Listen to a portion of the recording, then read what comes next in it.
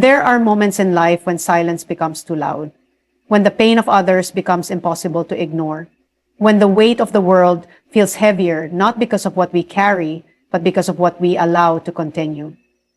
And in these moments, we don't need more power, we need more peace. Power is one of the most misunderstood gifts in the world.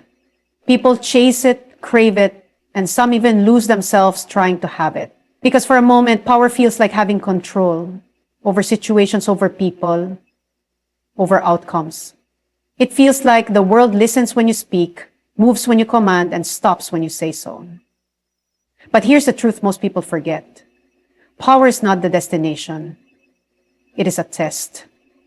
Because when the lights are off, when applause fades, and when the world is no longer watching, what matters is not how much power you had, but how you use it. Did you build or did you break?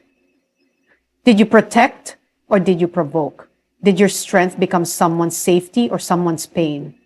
Power is not given for ego, it is entrusted for purpose. And when you are trusted with something that big, heaven is watching how you carry it. Every word, every choice, every silence, especially the silence, has weight. It's easy to stand tall when everyone bows to you. It's harder to lead when you know your position gives you the right to remain standing. But the real ones, the ones who last, the ones who are remembered long after their titles fade, they are the ones who served even when they could rule, who gave even when they could take, who forgave even when they had the right not to. Some people think responsibility is about doing everything right. But no. Responsibility is about choosing what is good, especially when no one is watching, especially when it's hard, especially when it means giving up your pride for someone else's peace. Power will test your heart more than your head, and if your heart is not grounded, if it's not rooted in truth, in faith, in humility, power can make you forget who you are. But here's what I believe. When power is guided by love, it becomes light. When power is guided by ego, it becomes fire. You can either light up someone's path or burn them to the ground. You don't have to be a president or a CEO to carry power. You carry power when people look up to you, when someone listens to your words, when a child watches your actions, when your silence or your voice changes the atmosphere in a room. That is power. And that is responsibility. Because whether you're a parent, a friend, a teacher, a leader, or even just someone with a platform, you have influence. And influence is not for decoration, it's for direction. Sometimes the most powerful thing you can do is listen. Sometimes it's to say sorry. Sometimes it's to admit you were wrong and take the first step toward peace. Power is not about being right all the time. It's about doing what's right, even when it costs you. There will always be moments when the world tempts you to use your power for your own gain, to win an argument, to silence someone, to make a statement. But I hope in those moments you remember that the highest use of power is not to control, it is to uplift. The greatest leaders in history were not remembered for the battles they won. They were remembered for the lives they touched, the change they inspired, and the peace they protected. So if you've been given a platform, a voice, a position, remember you were not given power to shine alone. You were given power so others can shine too. It's not always easy. It's not always fair, but it's always worth it when you know you chose grace over pride, healing over hurting, unity over division, because one day power will fade, fame will fade, titles will fade. But the lives you change with your influence, they won't forget. Let that be your legacy. Not how high you rose, but how gently you held others while you were rising. That is power, and that is the kind that lasts. There are wounds the world doesn't see, not the kind that bleed, but the kind that break.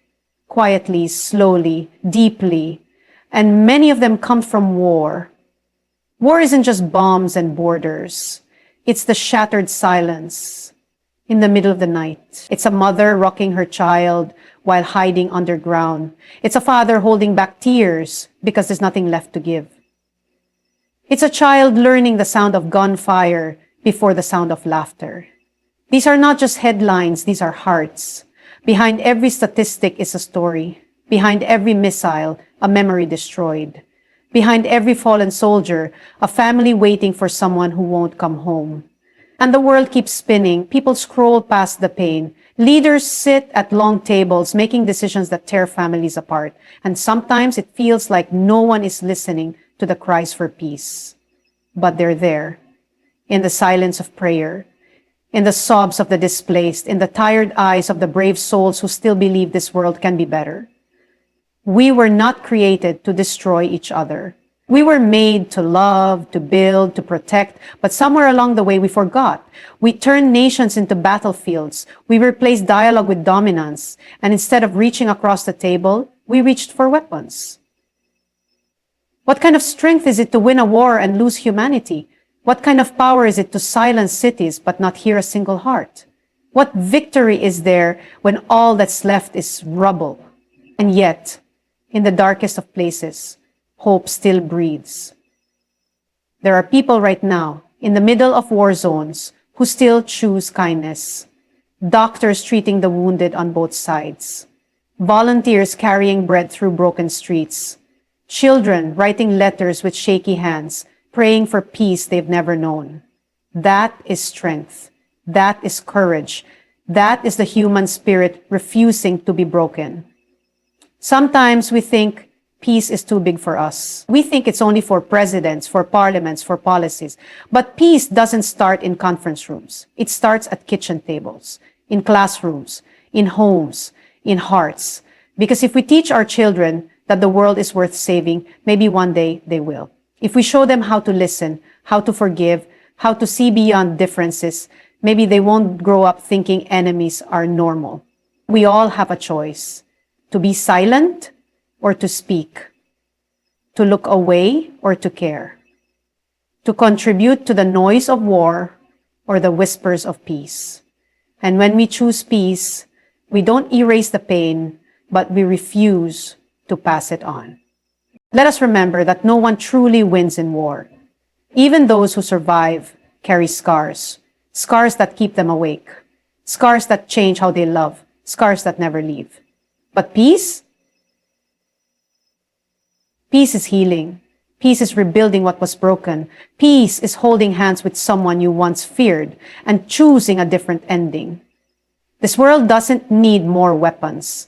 It needs more wisdom, more empathy, more people brave enough to say enough, more people gentle, more people grave enough to say enough.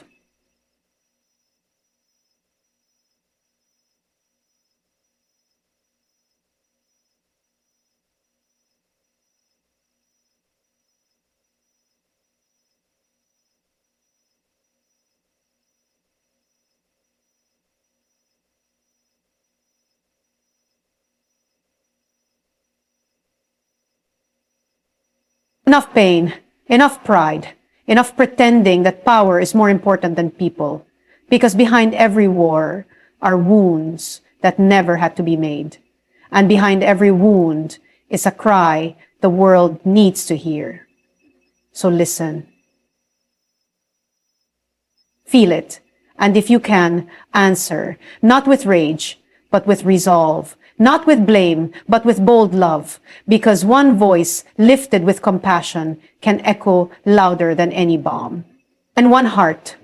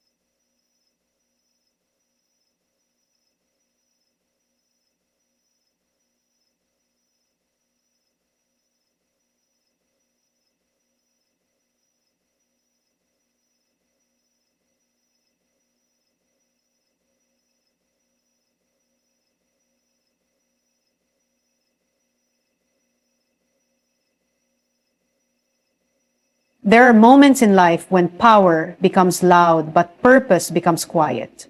When people rise to positions of influence, whether through politics, fame, or leadership, it's so easy to think, I made it. To believe the spotlight means arrival, that the applause means approval, that the authority means you're always right.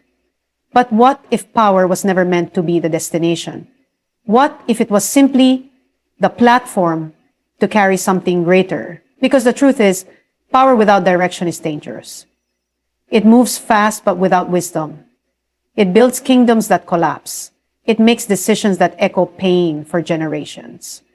That's why faith matters. Because when the heart of a powerful person is not anchored in something deeper, it starts to drift. It drifts into pride, into control, into fear of losing what was never really theirs to begin with. But when faith becomes the compass, when a leader leans not on ego but on grace, everything shifts. You stop asking, what do I want? And you start asking, what is right?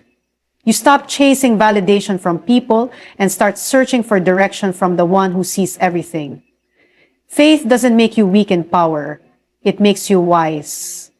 It teaches you that just because you can do something doesn't mean you should. That being in charge doesn't mean you stop listening. That greatness is not in being served, but in serving others with what you've been given. Sometimes the people with the most power are the ones with the least peace. They sit in high places but feel empty. They have followers yet feel alone. Because without faith, power isolates. But with faith, power becomes a bridge, a way to connect, a way to lift others higher instead of building a throne for yourself. The most powerful people the world remembers are the ones who walked humbly, who chose silence when they could have shouted, who forgave when they had every right to be angry, who led not with clenched fists, but with open hands. Because faith whispers in the moments of pressure, you are not in control, but you are called to be responsible. It reminds you that you don't have to carry everything alone, that you don't have to pretend to be strong when you're breaking inside, that surrender is not weakness, it's wisdom. And it tells you that your position is temporary, but your impact can be eternal. Faith gives clarity when the noise of influence becomes too loud. It helps you pause before speaking, pray before deciding. When a person in power holds on to faith, they become unshakable. Not because they are perfect, but because they know where their strength comes from. They lead with conviction, not convenience. With courage, not cruelty. With kindness, not control. Faith softens the heart in a world that tells you to be hard. It reminds you that power is not about being feared, but being trusted. Not about being followed. There will always be moments when the pressure to perform, to impress, to dominate will feel overwhelming. But faith grounds you. It pulls you back to center, to values that don't change with applause or criticism, to truth that doesn't depend on popularity.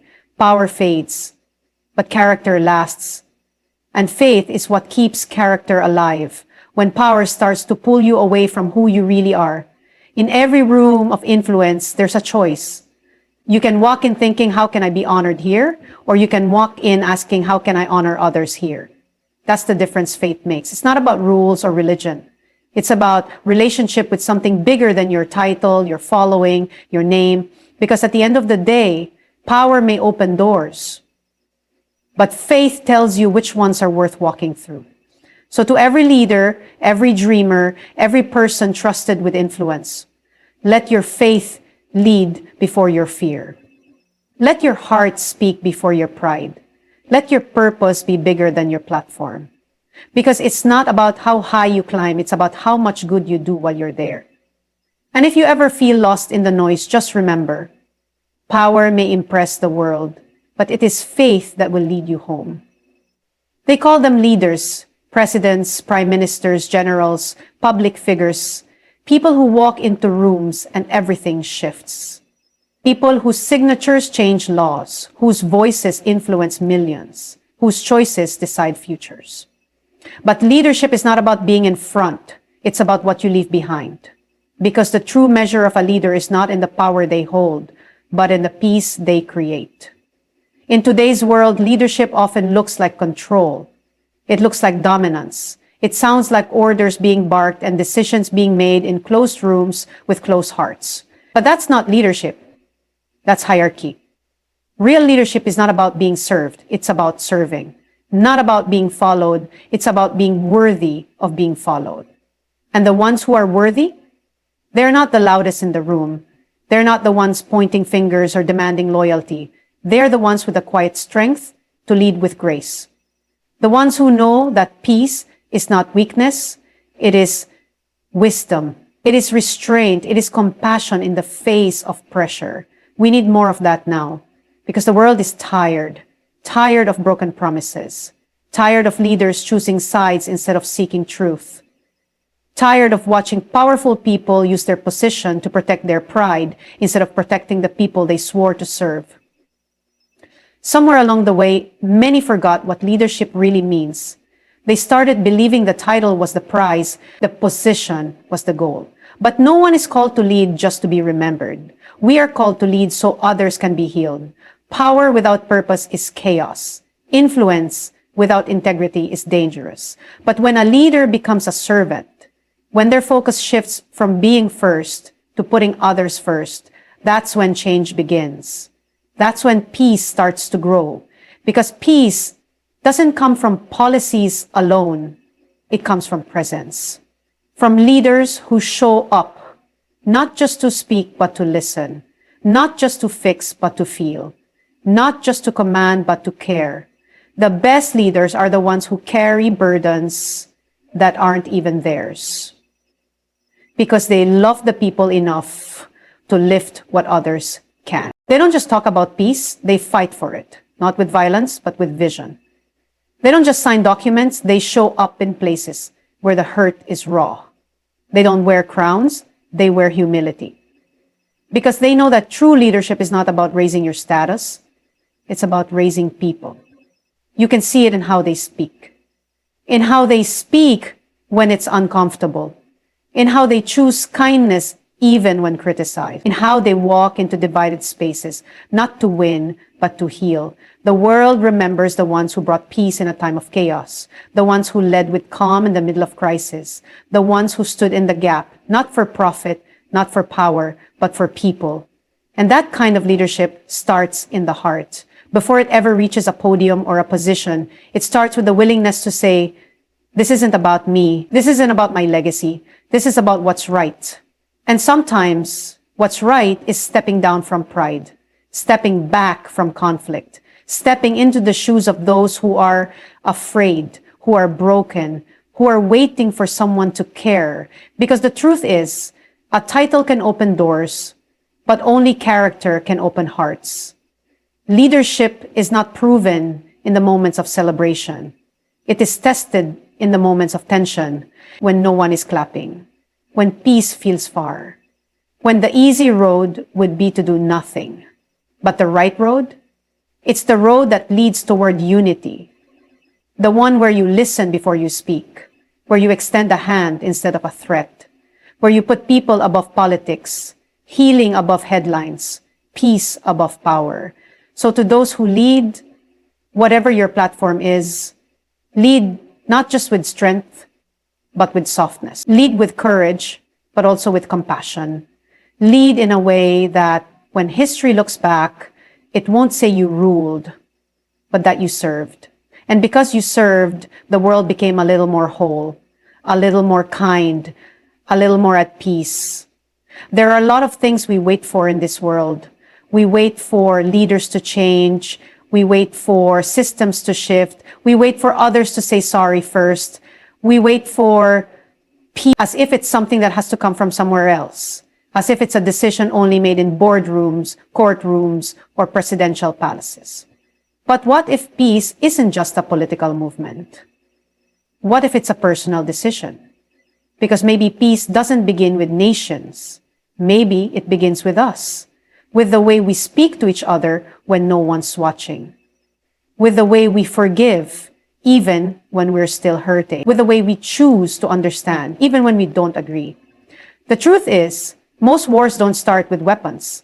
They start with pride. with words said in anger, with hearts that refuse to bend.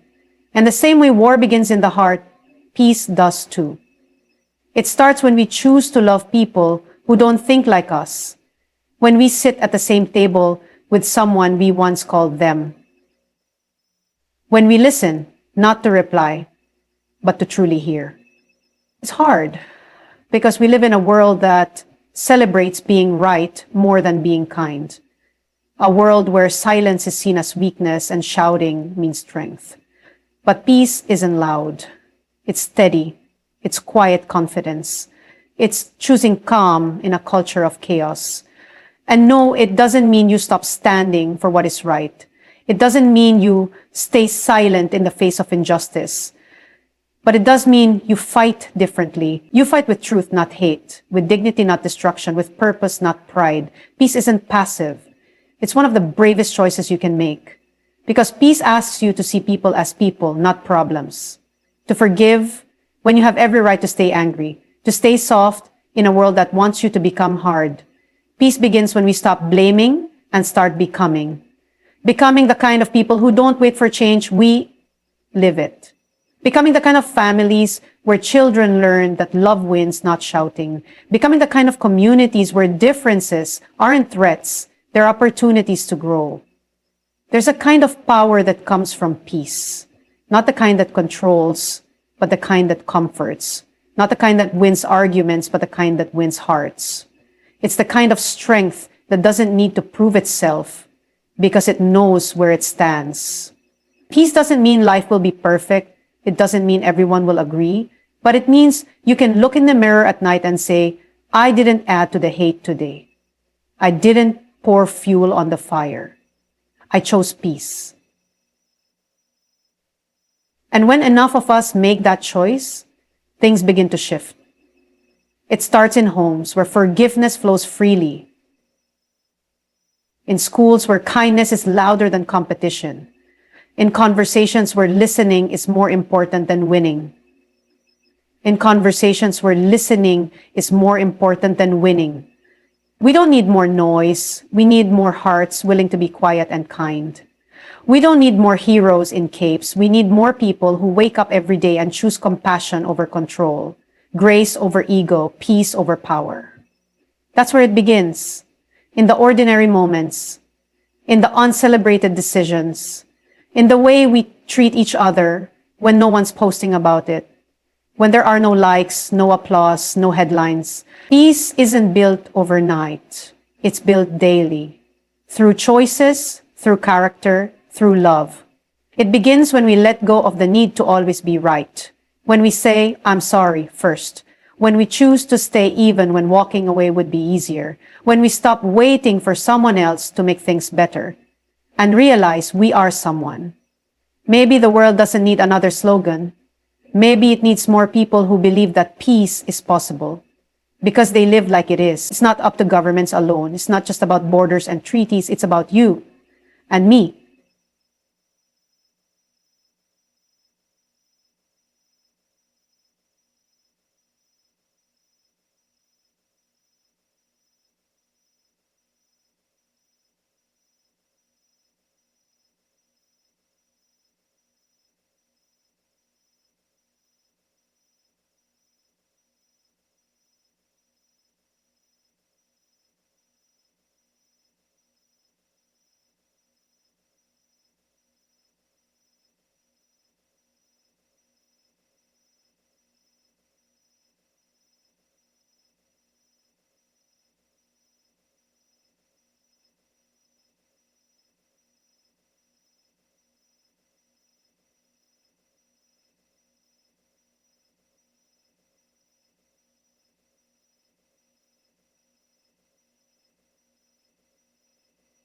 To heal, to protect, to build, to serve.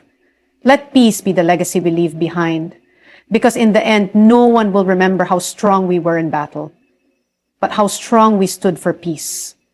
Because the world doesn't need more power. It needs more people who know how to use power with love.